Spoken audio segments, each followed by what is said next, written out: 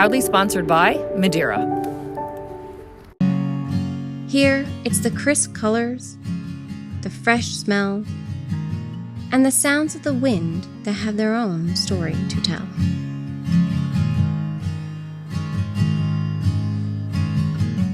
From nature to the table, this is East Coast Forager.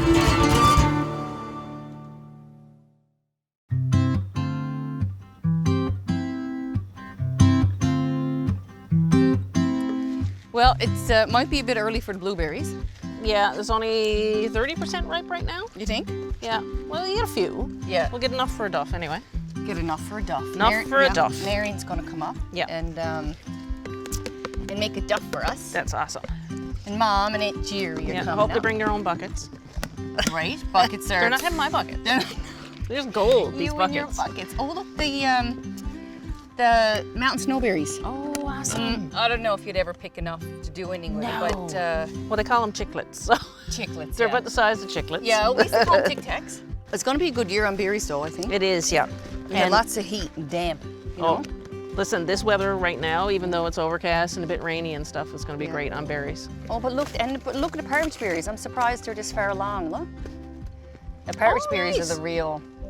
They call them the Lingonberries. lingonberry, yeah. And even the chocolate pears are out. Look, Oh, I got a big chocolate pear tree down by the house too. Yeah. I've never done anything with them though. Did you? They set, if you want a jelly to set, like solid, Yeah. put chocolate pears in with your jellies. Oh, really? Oh my Lord. No way. When it's set, Well, they're not. They don't have that much flavor, so I imagine you could actually add them to like You could. different jams. yeah. Yeah. Like mostly red jams because it will turn your jam red. And they ripen to a dark. Like Almost purple. like a wine color. Yeah, they are like a damson plum even. All of our adventures thus far have brought us to the water. The natural progression of foods available from February to July has led us in that direction. But now it is August, when harvesting on the land is just starting, and nothing is more important and treasured to us than berry picking season.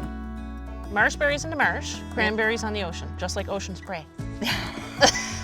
There's piles of cranberries out on the point down here, hey? This is the real ocean spray cranberries. That's right, yeah. And again, they're not going to be ready till the end of November too, right? Yeah, that's a late one. You'll pick those with the cranberries. There's not a bad amount of berries. They're not all ripe, but they're not bad. Yeah.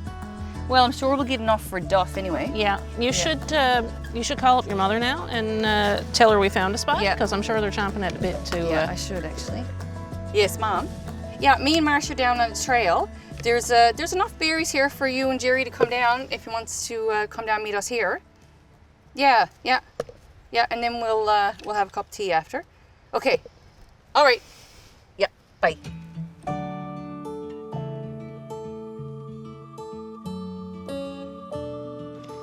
Now you know the two of them could be rigged up in India. I know, you've warned me. You have. So I'm prepared. Well, no, I'm not prepared. Okay, let's go get them. Well, that's Gentle.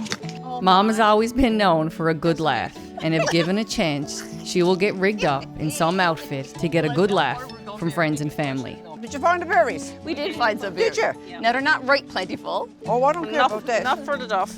That's all we want is a duff and a pie. Is it? A duff and a pie. Well, we'll Yeah. be pushing it with a pie, but We might be pushing with a pie. Yeah. When you hear someone say, all hands are sup, that means it's berry picking season. Well, that's what Dad used to do years ago. wow.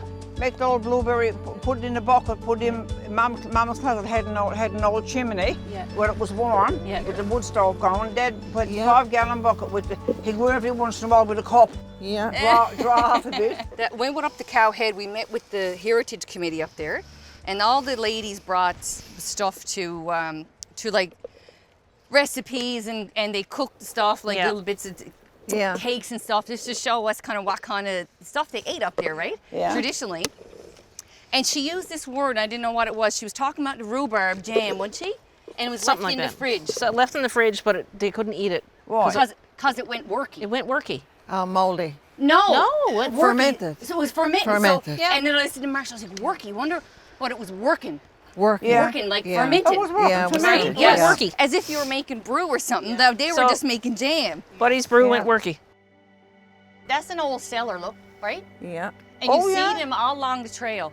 Yes, well, Marion's coming up later. Yeah. Okay. So she was, I invited her up. She's so lovely, and she loves that now today to come up and make a duff for us. Yeah.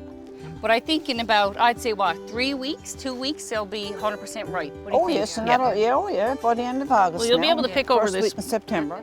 I remember being out on the berry ground in Pooch Cove with multiple generations and having a midday mug up before getting at it again.